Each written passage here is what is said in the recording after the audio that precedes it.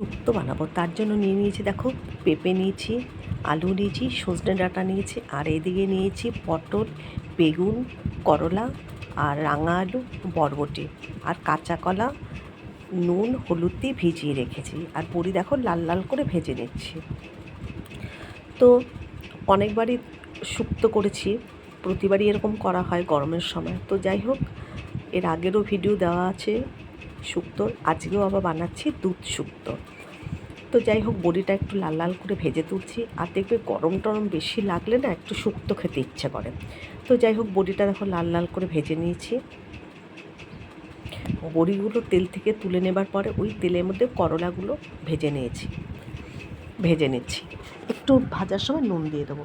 আর প্রত্যেকটা সবজি কিন্তু দেখো একরকম লম্বা লম্বা করে কেটে নিয়েছি। শুক্তোর সবজি এইভাবেই কাটতে হয়, আর এইভাবেই সবাই কাটে।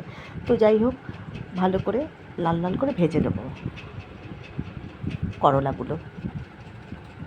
আর এদিকে কিন্তু দেখো কাঁচা কলা আমি নুন আর হলুদ দিয়ে ভিজিয়ে রেখেছিলাম, এবার তারপরে ধুয়ে নিয়েছি। তো যাই হোক, আর এদিকে পোস্ত আর কাজু বাদাম কিছুটা ভিজিয়ে রেখেছি, সেটা মিহি পেস্ট করব।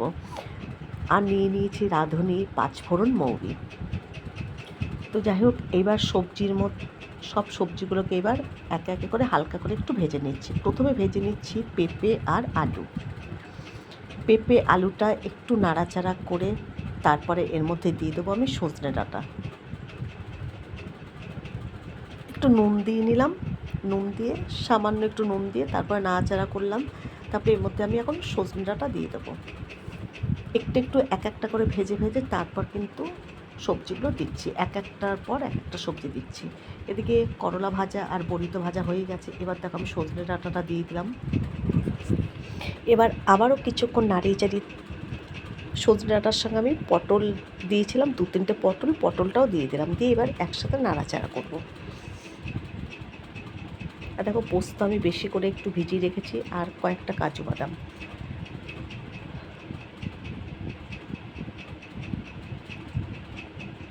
সবজি কিন্তু তোমরা ভাজার সময় একটু নুন দিয়ে দিয়ে ভাজবে, তাহলে কিন্তু সবজি ভাজাটা খুব ভালো হয়। বা তোমরা একবারও সব কিছু দিয়ে তারপরে নুন দিয়ে ভাজতে পারো। আর খুব একদম চিপচিপে করে ভাজবে না, একদম হালকা কিন্তু ভাজবে।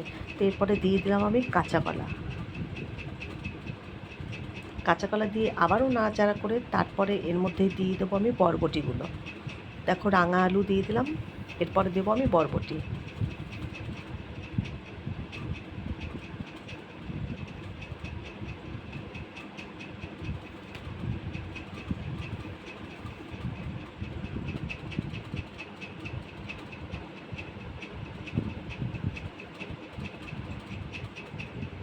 সব কিছু ভালো করে নাড়াচাড়া করে নিয়েছি, হালকা করে দেখো ভেজে নিচ্ছি। সবই আমার হালকা ভাজা হয়ে গেছে। এবার বরবটি, বা তোমরা বরবটি না দিলে বিনসও দিতে পারো। আমার ঘরে বরবটি ছিল তাই বরবটি দিলাম। এর মধ্যে তোমরা একটু গাজরও ব্যবহার করতে পারো, আমি কিন্তু গাজরটা দিইনি, তা আমি একটু বরবটি দিয়ে দিয়েছি। তো যাই হোক, খুব সুন্দর করে সবজিগুলোকে হালকা করে ভেজে নেবার পরে এরপরে কিন্তু এর মধ্যে একটু আমি জল দিয়ে দেবো। জল দিয়ে কিছুক্ষণ ঢেকে রেখে দেবো সবজিগুলো একটু ভালো মতন সিদ্ধ হওয়ার জন্য। এবার দেখো, সব সবজি দেওয়া হয়েছে, আরেকটু আমি নুন দিয়ে দিলাম ওপর দিয়ে।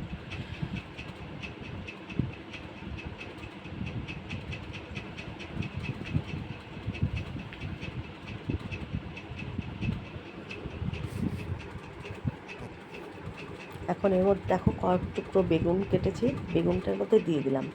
আর এদিকে আরেকটা কড়াই বসিয়েছি গ্যাসে, এর মধ্যে আমি পাঁচফোড়ন, সামান্য একটু মৌরি আর সামান্য একটু রাঁধুনি দিয়ে ভালো করে টেলে নিচ্ছি। টেলে এটাকে আমি গুঁড়ো করে নেব। দেখো, সবজি কিন্তু খুব সুন্দর একটু ভাজা হয়ে গেছে হালকা হালকা। এর মধ্যে এবার একটু জল দিয়ে ঢেকে রেখে দেবো কিছুক্ষণের জন্য। বেগুনটা দিয়ে দিলাম, বেগুনটা দিয়ে নাড়াচাড়া করে তারপরে কিছুক্ষণের জন্য একটু জল দিয়ে চাপা দিয়ে রেখে দেবো।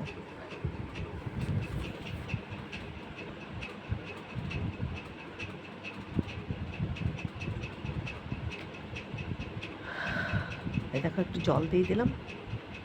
জলটা কিন্তু বুঝে দেবে, খুব একটা বেশি কিন্তু জল দেবো না আমি, এখন অল্প করে একটু জল দিয়ে এটাকে চাপা দিয়ে রেখে দেবো। সমস্ত সবজি কিন্তু আমার দেওয়া হয়ে গেছে। আর দেখো এদিকে একটা কড়াই বসিয়েছি, এর মধ্যে ভাজা মশলাটা তুলে নেবার পরে এর মধ্যে তেল দিয়ে এখন আমি ফোড়ন দেবো। ফোড়নে দেবো আমি 5 ফোড়ন আর রাঁধুনি।